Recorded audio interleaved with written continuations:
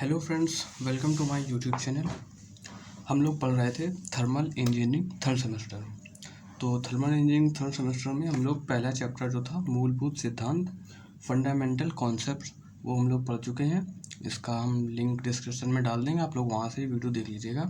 दूसरा चैप्टर है आपका आदर्श गैसों के नियम। आज हम आदर्श गैसों के नियम पढ़ने जा रहे हैं। तो आदर्श गैस के नियम, तो आदर्श गैस के नियम पढ़ने के लिए सबसे पहले जान लेते हैं कि आदर्श गैसें क्या होती हैं। तो आदर्श गैसें जो होती हैं वो जब ऊष्मागतिकी प्रक्रम के दौरान क्या करती हैं, वो अपनी अवस्था का परिवर्तन नहीं करती हैं, तो उनको हम बोलते हैं आदर्श गैस। तो आदर्श गैस के एग्जाम्पल, आदर्श गैस जो होती हैं वास्तव में संभव नहीं होती हैं। इनके उदाहरण वायु तथा ऑक्सीजन होते हैं। तो आदर्श गैस कुछ नियम का पालन करती हैं। तो कुछ नियम हैं उनके, इसमें से पहला नियम है आपका बॉयल्स का नियम। तो बॉयल्स के नियम के अनुसार किसी गैस के निश्चित द्रव्यमान तथा नियत तापमान पर गैस का आयतन गैस के दाब के व्युत्क्रमानुपाती होता है। निश्चित द्रव्यमान पर जो निश्चित द्रव्यमान तथा नियत तापमान पर जो गैस का आयतन होता है वो गैस के दाब के व्युत्क्रमानुपाती होता है। ये बॉयल का नियम होता है। तो V अनुक्रमानुपाती हो गया 1/P। तो P अनुक्रमानुपाती 1/V हो गया। PV equal to C constant हो गया। टेम्परेचर नियत है। तो जब गैस अवस्था 1 से अवस्था 2 में जब परिवर्तन हो रहा है इसका, तो P1 V1 equal to P2 V2, क्योंकि PV इक्वल टू C है, C कॉन्स्टेंट है, तो P1 equal to V1 P1 V1 equal to P2 V2 हो गया। ये रहा अवस्था 1 से अवस्था 2 के दौरान P1 V1 equal to P2 V2। तो P1/P2 हो गया, इधर से V2/V1 हो गया। ठीक है। तो दूसरा जो नियम है वो है चार्ल्स का नियम। चार्ल्स के नियम के अनुसार नियत दाब पर किसी गैस का तापमान एवं दाब एक दूसरे के समानुपाती होते हैं। मतलब कि कांस्टेंट प्रेशर पर किसी गैस का तापमान एवं दाब एक दूसरे के समानुपाती होते हैं। चार्ल्स का नियम कहता है कि V अनुक्रमानुपाती T, V/T equal to C। अब गैस की जो अवस्था 1 से अवस्था 2 में परिवर्तन हो रहा है, तो V1/T1 इक्वल टू V2/T2। यहाँ से V1/V2 equal to T1/T2। Next है आपका गैल-यूसैक का नियम। इस नियम के अनुसार किसी निश्चित आयतन पर आदर्श गैस का दाब उसके तापमान के समानुपाती होता है। मतलब कि गैस का आयतन निश्चित होने पर आदर्श गैस का दाब उसके तापमान के समानुपाती होता है। P अनुक्रमानुपाती T, PT equal to C। अब यहाँ पे गैस का अवस्था है, दूसरी अवस्था में जब परिवर्तन होता है तो P1/T1 equal to P2/T2 equal to P3/T3। Next topic है एवोगाड्रो। समान दाब व ताप पर सभी आदर्श गैस की आयतन में अणुओं की संख्या समान होती है। V अनुक्रमानुपाती N। नेक्स्ट है सार्वत्रिक गैस स्थिरांक, यूनिवर्सल गैस कांस्टेंट। गैस समीकरण होता है आपका PV equal to MRT, M equal to small n और capital M। PV equal to, यहाँ से M की वैल्यू यहाँ पे रख दी NM, तो PV इक्वल टू NMRT हो गया। PV इक्वल टू N बाहर कर लिया, MRT equal to NR0T। R0 कहाँ से आया, MR का जो मान होता है वो R0 के बराबर होता है। तो PV स्मॉल n को यहाँ ला दिया, V/N equal to R0 into T। तो PVN, V/N को बोलते हैं V मोल, तो PV मोल equal to R0 into T। R0 की वैल्यू निकाल लेंगे यहाँ से हम लोग। R0 की वैल्यू आ गई PV mole upon T। T के जो मान होता है वो होता है 1.01325 बार या 1.01325 इंटू 10⁵ न्यूटन पर मीटर स्क्वायर। V की वैल्यू होती है आपकी 22.4 मीटर क्यूब। टेम्परेचर जो होता है वो होता है 273 केल्विन। यहाँ से हम लोग R0 की वैल्यू निकालते हैं। P की जगह P की वैल्यू रख दी और V की जगह हम लोगों ने ये V की वैल्यू रख दी। टेम्परेचर की जगह हम लोगों ने टेम्परेचर का मान रख दिया। तो यहाँ से R0 की जो वैल्यू आ गई वो आ गई 8314 जूल पर kg मोल केल्विन। इसको हम लोग किलो जूल में कन्वर्ट करेंगे तो R0 की वैल्यू आ जाएगी 8.314 kilo joule kg mole kelvin आ जाएगी। आर की वैल्यू आ गई 8.314 अपॉन एम। एम जो है वो मोल है, ये केजी पर किलोग्राम केल्विन, किलो जूल पर किलोग्राम केल्विन। यहाँ पे जो एम है वो आपका आणविक द्रव्यमान है, आर जो है वो सार्वत्रिक गैस नियतांक है। ये जो आर होता है यही होता है आपका सार्वत्रिक गैस स्थिरांक। नेक्स्ट टॉपिक है सीवी तथा सीपी में संबंध। माना किसी गैस को किसी पात्र में गर्म किया जा रहा है तथा वह बिंदु 1 से बिंदु 2 का अनुसरण कर रहा है। जब गैस को हम कोई टेम्परेचर गर्म कर रहे हैं तो एक बिंदु से दूसरे बिंदु तक जा रहा है। यहाँ पे m जो कैपिटल M है वो तो गैस का द्रव्यमान हो गया, V1 हो गया गैस का प्रारंभिक आयतन बिंदु 1 पर, V2 गैस का अंतिम आयतन बिंदु 2 पर, और T1 जो हो गया वो गैस का प्रारंभिक तापमान बिंदु 1 पर, और ये हो गया आपका T2 गैस का अंतिम तापमान बिंदु 2 पर। और Cp इक्वल टू हो गया गैस की विशिष्ट ऊष्मा स्थिर दाब पर, Cv हो गया गैस की विशिष्ट ऊष्मा स्थिर आयतन पर, और P हो गया स्थिर दाब। अब बिंदु 1 से बिंदु 2 पर जब गैस की ऊष्मा बढ़ रही है तो Q1 से लेकर 2 तक mCp T2 माइनस T1, ये Q का एक समीकरण होता है mCp T2 माइनस T1। कार्य आ गया W1 से लेकर 2 तक P V2 माइनस V1। आंतरिक ऊर्जा में वृद्धि देखिए क्या होती है, U होती है mCv T2 माइनस T1, और Q हो गया आपका Q इक्वल टू होता है W प्लस U, मतलब वर्क डन प्लस ऊर्जा, कितनी ऊर्जा वृद्धि हुई और वर्क डन। तो Q का मान रखा mCp T2 minus T1, W का मान रखा P V2 minus V1, U का मान रखा mCv T2 माइनस T1। इसको सॉल्व कर लिया तो PV इक्वल टू MRT, इसको नहीं, ये mCp T2 माइनस T1 ऐसे आ गया। P की जगह हम लोगों ने रखा है mCv T2 माइनस T1। ये कहाँ से आया, ये mCv T2 माइनस T1 है, ये है, इसकी वैल्यू है तो P की जगह रखा है MRT, तो MRT2 माइनस T1। PV की जगह रखा है MRT, तो MRT2 माइनस T1 हो गया, इसकी वैल्यू ये हो गई।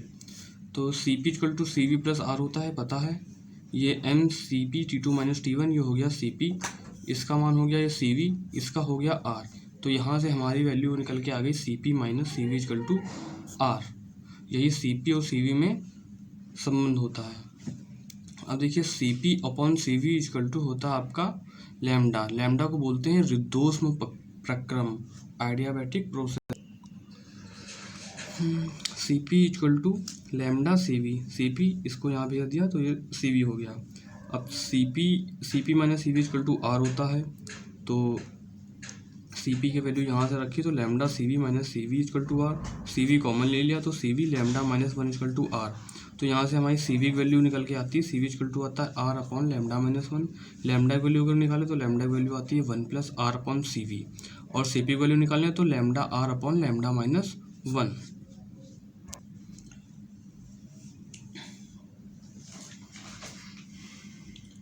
CP तथा CV में संबंध हो गया। अब पढ़ते हैं आदर्श गैस का इंट्रोडक्शन। आदर्श गैस वह गैसें होती हैं जो किसी दाब एवं तापमान के मध्य गैस के नियम का अनुसरण करती हैं। तो वह गैसें जिनमें किसी प्रकार के असंतुलित बल यानी अनबैलेंस्ड फोर्स ना लग रहे हों उनको आदर्श गैस कहते हैं।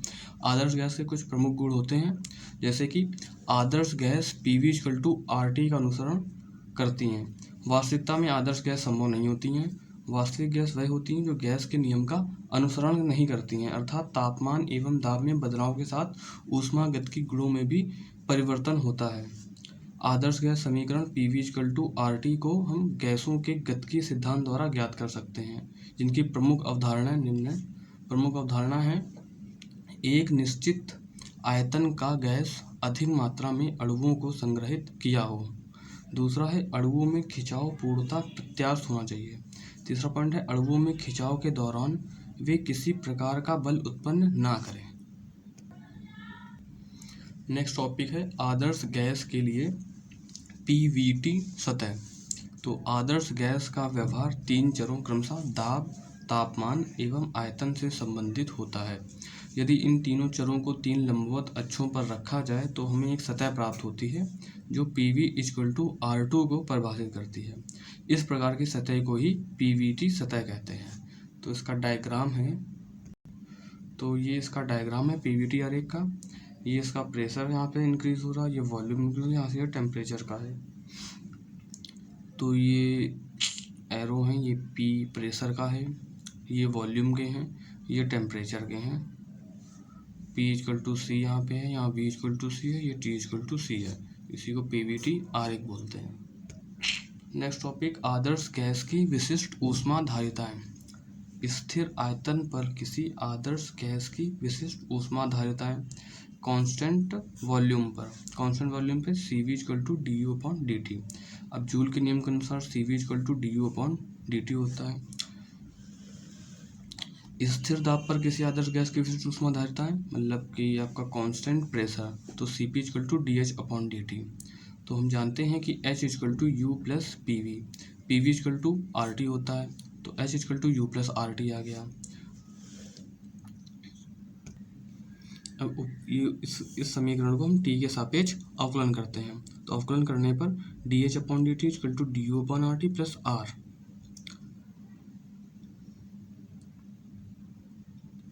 DH अपॉन DT ये CP की वैल्यू है, तो CP की वैल्यू DH अपॉन DT के हम लोगों ने CP रख दिया। DU अपॉन DT ये CV की वैल्यू है, तो DU अपॉन DT का CV रख दिया, R को R रख दिया। तो यहाँ से हमारा आ गया CP minus CV equal to R, क्योंकि हमारा अभी संबंध बताया था हमने CP और CV का, ये वही है। आदर्श गैस की आंतरिक ऊर्जा एवं एंथैल्पी। तो आदर्श गैस की आंतरिक ऊर्जा एवं एंथैल्पी क्या होती है कि किसी गैस की आंतरिक ऊर्जा केवल तापमान पर निर्भर करती है। जो गैस होती है उसकी आंतरिक ऊर्जा जो होती है केवल तापमान पर ही निर्भर करती है, दाब एवं आयतन से प्रभावित नहीं होती है। तो U जो है वो फंक्शन है आपका T का टेम्परेचर का। U आंतरिक ऊर्जा है जो कि टेम्परेचर पर निर्भर करती है। तो एंथैल्पी की परिभाषा के अनुसार H equal to U plus PV enthalpy की परिभाषा होती है, भी हम लोगों ने पीछे समीकरण पढ़ा था। तो PV इक्वल टू RT से H equal to U plus RT आ गया। तो U जो है वो T का ही एक फलक है, जो U है वो T का फलक है, अतः H भी तापमान का ही फलक होगा। जो H है वो भी तापमान का ही फलक होगा। U और T जो है वो फलक हैं आपके, U T का फलक है तो H भी तापमान का ही फलक होगा। तो यहाँ से H equal to function of T temperature, इसी को बोलते हैं आदर्श गैस की आंतरिक ऊर्जा एवं एंथैल्पी। ये आपकी एंथैल्पी है और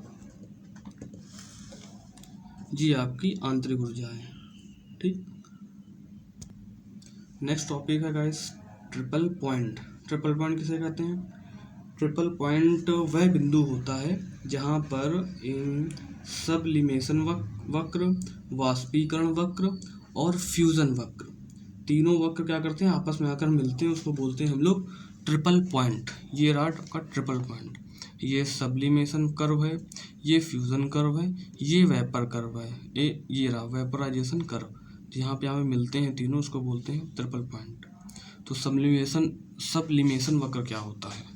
सब्लिमेशन वक्र कहते हैं इसमें ठोस एवं वाष्प अवस्था होती है, इसे हम फ्रोस्ट रेखा भी कहते हैं। नंबर है आपका सेकंड वाष्पीकरण वक्र। वाष्पीकरण वक्र क्या होता है? इसमें द्रव्य एवं वाष्प अवस्था होती है, इसे वाष्प रेखा भी कहते हैं। नंबर थर्ड है फ्यूजन वक्र। फ्यूजन वक्र किसे कहते हैं? इसमें ठोस तथा द्रव्य अवस्था होती है, इसे बर्फ रेखा भी कहते हैं, फ्यूजन वक्र कहलाता है। और ट्रिपल पॉइंट क्या हम बता चुके हैं, ट्रिपल बिंदु वह बिंदु है जहाँ सब्लिमेशन वक्र, वाष्पीकरण वक्र तथा फ्यूजन वक्र आकर आपस में मिलते हैं। जो ये सब्लिमेशन वक्र होता है और वाष्पीकरण वक्र, इनका जो झुकाव होता है वो सभी पदार्थों के लिए धनात्मक होता है, और फ्यूजन वक्र का झुकाव धनात्मक या ऋणात्मक दोनों हो सकते हैं। इनके इस वक्र का जो झुकाव होता है वो हमेशा आपका धनात्मक होता है, लेकिन फ्यूजन वक्र होता है इसका झुकाव धनात्मक भी हो सकता है और ऋणात्मक भी हो सकता है। जल का जो फ्यूजन वक्र होता है वो सदैव ऋणात्मक होता है। ठीक, सो गाइस ये लास्ट टॉपिक है आपका वंडर वॉल समीकरण। तो वंडर वॉल समीकरण क्या है? वंडर वॉल समीकरण को 1873 में द्रवीय एवं गैसीय अवस्था के लिए प्रतिपादित किया गया था। वंडरवॉल समीकरण जो है वो है P plus A V square V minus B equal to R T. यहाँ पर A और B जो है वो विशिष्ट नियतांक हैं, V आपका आयतन या द्रव्यमान है, R जो है वो गैस नियतांक है और P दाब है, T टेम्परेचर है। इसी को हम वंडरवॉल समीकरण कहते हैं। तो दोस्तों ये आज के इम्पोर्टेंट नोट्स थे सेकंड चैप्टर के, और इनको आप नोट कर लीजिएगा, अपने नोट्स तैयार कर लीजिएगा। और ये वीडियो यहीं पे हम ख़त्म कर रहे हैं। So thank you for watching this video.